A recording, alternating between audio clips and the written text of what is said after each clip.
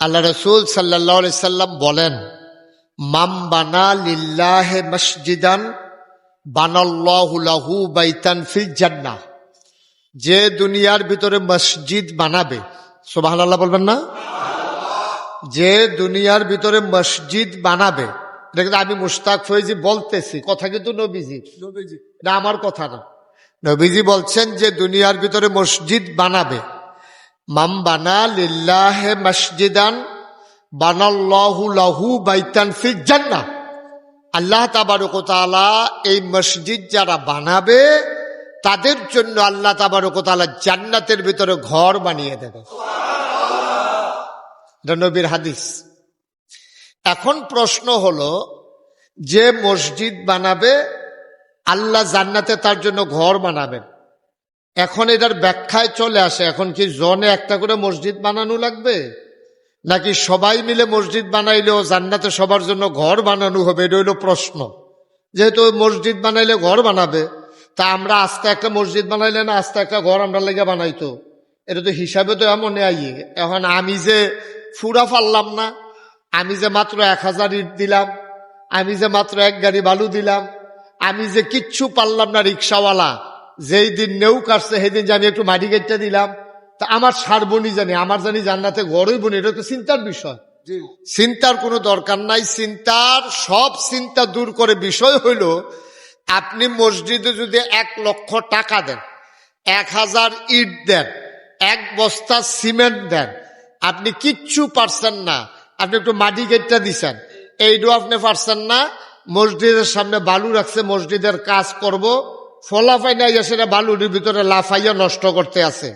আপনি দোকান থেকে দেখা দৌড় দিয়ে আইয়া সেটা একটা ব্যাত লইয়া, এই ফলাফাইন মসজিদের বালুটি নষ্ট করতেছ কইয়া ধমক দিছেন, এই টাইমটি গেছে গা, বালুটি হেফাজত হয়েছে, আপনি যেন একটা মসজিদ বানাইছেন। আরো জোরে কোন দরকার আছে না? আপনিও যেন একটা মসজিদ বানাইছেন। আস্থা মসজিদ সবাই বানানো লাগবে না, এই মসজিদ বানাইলে আল্লাহ তাবারক ওয়া তাআলা জান্নাতে ঘর বানিয়ে দেবেন। জান্নাত, এই ঘরের ইতিহাস অনেক লম্বা ইতিহাস। এই যে এখানে মসজিদ হইছে, ওখানে মসজিদ আছে, কেন্দ্রীয় জামে মসজিদ আছে, ঢাকা বাইতুল মুকাররম আছে, ভারতের নয়াদিল্লিতে আছে, আমেরিকাতে আছে, ব্রিটেনে আছে, পৃথিবীর যত জায়গায় মসজিদ আছে, এমনি এমনি হয় নাই।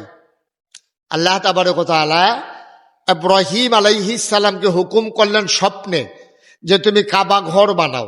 বলে যে কোথায় বানাবো? কয় তুমি যেখানে তোমার স্ত্রী থাকে জমজমের কুয়ার পাশে, ওইখানেই গিয়া খুঁজা পেয়ে যাবা, নৌকাটা আছে, ভিট দেওয়া আছে, বেস করা আছে, এই নৌকাটা ভিট লেভেলে ঘরও তোলা আছে, খুঁজা বাড়ি করে তোলা শুরু করো। তখন উনি স্বপ্নে দেখা গিয়া সেরা সকালবেলা ঘুম থেকে ওইটা দেখে যে বালুর নিচে বালু সরায় আর এরকম ফাঁকা জায়গা বাড়িতে আছে, চতুর্দিক দিয়ে ঘুরে একটা ঘরের নমুনা, সুবহানাল্লাহ কয় না, একটা ঘরের নমুনা পাইলেন।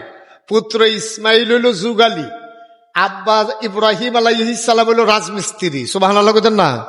আর তো মানুষ নাই, ফুতে আবগাই দেয়, বাপে রাজমিস্ত্রিগিরি করতে আছে, করতে করতে করতে করতে করতে করতে জানালা লেভেলে মসজিদ উঠছে, সুবহানাল্লাহ কর।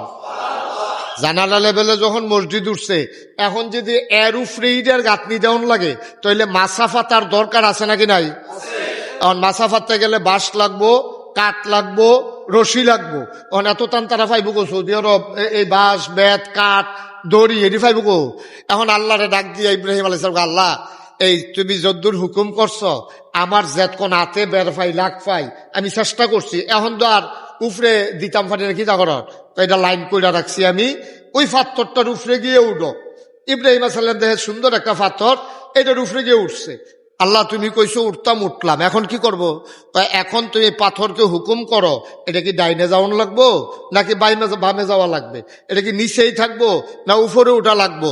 তুমি ইব্রাহিম এই পাথরকে যেই হুকুম করবা, তোমার হুকুম সাথে সাথে এই পাথর তামিল করবে। এখন ইব্রাহিম আলাইহিস সালামকে, এই পাথর একটু উপরে উঠো। এখন পাথর উপরে উঠে, তখন আবার ইসমাইল আলাইহিস সালাম আন্না সেটা পাথর টাথর দেয়, গাঁথনি দিতে আছে, তো একটু ডাইনে যাও, তো ডাইনে যাও, একটু বামে যাও, বামে যাও, আরেকটু উপরে উঠো, উঠতে আছে। যেই পাথরটাতে দাঁড়িয়ে ইব্রাহিম আলাইহিস সালাম এই কাজগুলো করেছিলেন, এই পাথরটা এখনো যারা হজে গেছেন তারা দেখছেন গ্লাস দিয়া বাধাই কইরা ইব্রাহিম আলাইহিস সালামের পায়ের ছাপ সহ ওই পাথরটাকে সংরক্ষণ করা হয়েছে মাকামে ইব্রাহিম। সুবহানাল্লাহ বলবেন না? ওই পাথর এখনো আছে, বানানো গল্প না, বানানো গল্প না, ওই পাথর এখনো আছে। এই পাথরে উঠে উঠে ইব্রাহিম আলাইহিস সালাম কাজ করেছেন। আল্লাহ তাবারক ওয়া তাআলা যখন কিয়ামত দিয়ে দেবেন, ফেরেশতাদেরকে ডেকে জিবরাইল আলাইহিস সালামকে বলবেন, ও জিবরাইল, তুমি আমার কাবা ঘরটাকে জান্নাতে নিয়ে আসো। জিবরাইল আলাইহিস সালাম বলবেন যে আল্লাহ, আমি কি একা যাব না সাথে কিছু ফেরেশতা নিয়ে যাব? বলে যে একা একা দরকার নাই, কিছু ফেরেশতাও নিয়ে যাও। তো জিবরাইল মনে মনে বলবে, সারা জীবন আল্লাহ তো ক্ষমতা দিল, আমার কতবার কত কথা কইছে। আমার নবীজিরে যখন উহুদের প্রান্তরে পাথর নিক্ষেপ করছিল কাফেরেরা, নবী যখন রক্তাক্ত হয়ে গেছিল, আল্লাহ আমার এমন ক্ষমতা দিছিল, পুরা পৃথিবীটার উপরে আমি যদি এইভাবে 5টা আঙ্গুল ছড়াইয়া এইভাবে জমিনটার উপরে রাইখা বিসমিল্লাহ কই একটা ঘুরান দিতাম, উপরের অংশটা নিচে চলে যাইতো, নিচের অংশটা উপরে চলে আসতো। যে জিবরাইল এত ক্ষমতা, আর আজকে ছোট্ট একটা কাবা ঘর আনবো, আল্লাহ কয় আরো ফেরেশতা নিয়ে যাও। বুঝলাম না, ক্ষমতা কি কমে গেল নাকি না কমাই দিল, কিছুই বুঝলাম না। সুবহানাল্লাহ বলবেন না? আল্লাহর হুকুম, জিবরাইল আলাইহিস সালাম ফেরেশতাদেরকে নিয়ে যাবেন, কাবা ঘরের চতুর্পাশ দিয়া ধরবেন, কাবা ঘর নড়ে না, কাবা ঘর নড়বে না। জিবরাইল ডাক দিয়া বলবেন, ও কাবা ঘর, তোমার তো নিতে আসছি, চলো। কাবাগরের জবান খুলে যাবে, কাবাগর বলবে, যতই চেষ্টা করো, আমার 3টা দাবি। কয়টা? সবাই কথা বলতে হবে, কয়টা?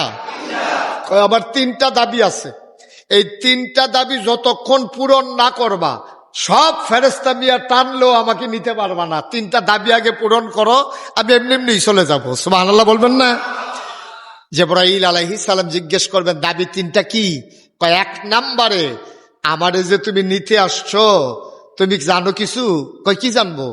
ইব্রাহিম আলাইহিস সালাম যখন কাবাগর বানানো শেষ হইছে, বালু সুরকি যখন উফুরছে, বেশি হইছে, তখন ইব্রাহিম আলাইহিস সালাম আল্লাহরে ডাক দিয়ে জিজ্ঞেস করছে, আল্লাহ, ঘর তো বানানো শেষ, ঘরের কিছু সুরকি বালু এগুলো তো রয়েছে, এগুলা কি করবো?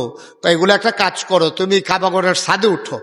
আল্লাহ হুকুম করছে, ইব্রাহিম আলাইহিস সালাম কাবাগরের ছাদে উঠছে। কয় যে বালুগুলা হাতে নাও, বালুগুলা হাতে নিয়ে কয় বিসমিল্লাহ বলে উড়াই দাও বাতাসে। বিসমিল্লাহ বলে যখন বাতাসে উড়াই দিছে, আল্লাহ ওই বাতাসকে হুকুম করেছে, আমার ইব্রাহিমের উড়াই দেওয়া বালুকণাগুলো তোমরা জায়গায় জায়গায় একটা করে কণা পৌঁছে দাও। মুফাসসিরিনে কেরাম, মুহাদ্দিসিনে কেরাম, ওলামাই কেরাম বলেন যে ইব্রাহিম আলাইহিস সালামের উড়াই দেওয়া বালুকণা পৃথিবীর যেখানে যেখানে পড়ছে, ওইখানে আল্লাহ একটা মসজিদ বানিয়ে দিয়েছেন। তাইলে বোঝা গেল আমরা এই বড় শালগড় নিউ মার্কেটে 2টা কোণা পড়ছে, একটা দক্ষিণ দিয়া, একটা কুদ্দুর উত্তর দিয়া। 2টা কোণা পড়ার কারণে এতদিন দক্ষিণের মসজিদরা আসিল, এই কোণাটা বোধহয় একটু ভিতরে আসিল, বেশি তলে, এই যখন বাইরে উঠছে এখন আবার মসজিদ। সুবহানাল্লাহ কয় না? জোরে কইতেন না সুবহানাল্লাহ? 2টা কোণা না পড়লে তো 2 মসজিদ অনের কথা না। সুবহানাল্লাহ কন? এখন জিবরাইল ডাক দিয়ে, জিবরাইলকে যখন মসজিদকে ধরছে, মসজিদ বলতেছে, আমার এই অংশগুলো আমারে বানানোর পরে যে অংশগুলো জায়গায় জায়গায় ছড়াই পড়ছে, এগুলো তো মসজিদ হইছে, এখন আমার একা একা নিয়ে যাবা, আমার অংশগুলা কই? আমি তো আমার অংশ ছাড়া জান্নাতে যাব না। সুবহানাল্লাহ বলবেন না? এখন কি করা লাগবে?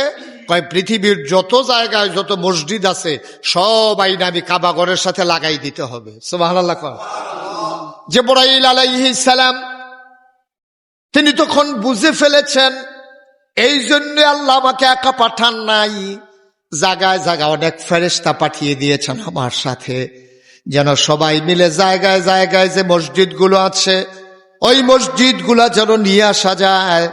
এই জন্য অনেক ফেরেশতা আমার কাছে দিয়েছিলেন। আবার ফেরেশতারা দিক বিদিক ছড়িয়ে পড়ল, যেখানেই মসজিদ আছে ফেরেশতারা সবগুলা মসজিদ নিয়ে কাবার সাথে লাগিয়ে দিল। শর্ত কয়টা? দাবি কয়টা? গেল কয়টা? একটা, যে যত মসজিদ আছে সব মসজিদে আমি কাবাগরের সাথে লাগাই দাও। ওকে ফাইন, বুঝলাম। এখন সব ফেরেশতারা সরাইয়া যেখানে যেখানে মসজিদে সব নিয়ে কাবা ঘরের সাথে লাগাই দিছে।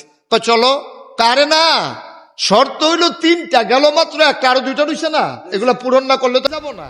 কয় 2 নাম্বার শর্ত কি? কয় 2 নাম্বার শর্ত হইল তোমরা যে মসজিদগুলো আনছো সবগুলা মরা মসজিদ। কি মসজিদ? মরা, মরা, মৃত মসজিদ। কথা বুঝেন নাই? কয় যত মসজিদ তোমরা আনছো সবগুলো মৃত, মরা, একটারও রুহ নাই। জিবরাইল কয় বেটা, কাবাঘর মসজিদ আবার জেতা মরা আছে নাকি? মসজিদের কি আবার প্রাণ আছে নাকি? কয় হ্যাঁ, মসজিদের প্রাণ আছে। তুমি মসজিদগুলো আনছো, রুহগুলো আনো নাই। কয় মসজিদের রুহকে? কয় ওই ফজরের সময় যখন আজান পড়েছে, বিদেশি ছেলের পাঠানোর কম্বল লাথি মাইরা ঠান্ডা পানি দিয়া যারা উজু করতে দৌড়াইয়া চলে আসছে, আসরের সময় বাজার করতেছে, আজান যখন পড়ে গেছে চায়ের স্টলের আড্ডা ফেলে দিয়া যারা দৌড়ে দৌড়ে মসজিদে চলে আসছে, যেই ছোট্ট ছেলেরা খেলতেছিল মাঠের ভিতরে, আজান পড়ার পরে দৌড়ে দৌড়ে যারা হাজির হয়ে গেছে, ওই মুসল্লিরা হইল মসজিদের প্রাণ। যতক্ষণ পর্যন্ত প্রতিটি মসজিদে ওই মুসল্লিদেরকে না দেবা ততক্ষণ পর্যন্ত আমি কাবাঘর জান্নাতে যাব না। সুবহানাল্লাহ বলবেন না? শর্ত ছিল কয়টা? গেল কয়টা? 2টা। একটা হইল মসজিদ এনে দাও, এরপরে কয় মসজিদের প্রাণ এনে দাও। এখন এই বড় শালগড় যারা এই মসজিদে নামাজ পড়বে তাদের কবরতে এই তাদের সব রূহ এই জিবরাইল আলাইহিস সালাম ফেরেশতারা নিয়ে যার যার মসজিদের ভিতরে, এই বড় শালগড়ের তারা বড় শালগড় মসজিদে ঢুকেন, কেন্দ্রীয় মসজিদের তারা কেন্দ্রীয় মসজিদে ঢুকেন, সৈয়দপুরের তারা সৈয়দপুর ঢুকেন, তারপরে এই সংসালের তারা সংসাল ঢুকেন, ফিরোজাবাদের তারা ওই মাদ্রাসার লোকের মসজিদে ঢুকেন, এমনি সব ঢুকাই টুকাই দিয়া সেটা তবে চলো যাই জান্নাতে। কয় না, শর্ত তো 3টা, পূরণ হয়েছে 2টা, আরেকটা আছে তো। সুবহানাল্লাহ বলবেন না? আরো আছে কয়টা? একটা। জিবরাইল আলাইহিস সালাম আবার ডাক দিয়া বলবেন, আরেকটা শর্ত তোমার কি? কয় মসজিদ এনেছো, মসজিদের প্রাণ এনেছো।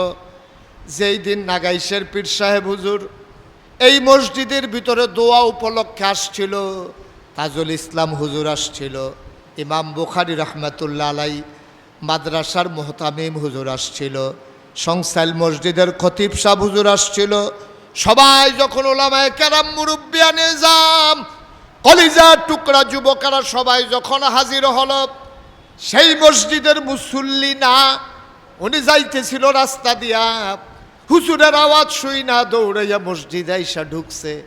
এই বেটা দেখছে মসজিদের নতুন কাজ হইতেছে, মসজিদ সে বানায় নাই, মসজিদের সে মুসল্লিও না, কিন্তু সে যখন দেখছে মসজিদের কাজ চলতেছে, তার মনটায় আল্লাহর ঘর মসজিদের জন্য মায়া লেগেছে। 50 টাকার একটা নোট পকেট থেকে বের করে ও ক্যাশিয়ারকে জিজ্ঞেস করে তার হাতে দিয়া গেছে।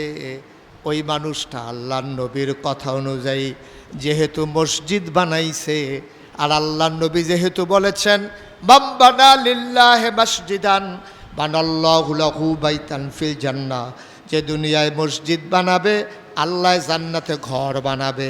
এই ওয়াদা অনুযায়ী যেই মানুষটা মসজিদের মুসল্লি না, এলাকার মানুষ না, দূরের একটা মানুষ মসজিদে শরীক হয়ে গেল, ওই মানুষটাকেও যতক্ষণ না দিবা আমি কাবা জান্নাতে যাব না।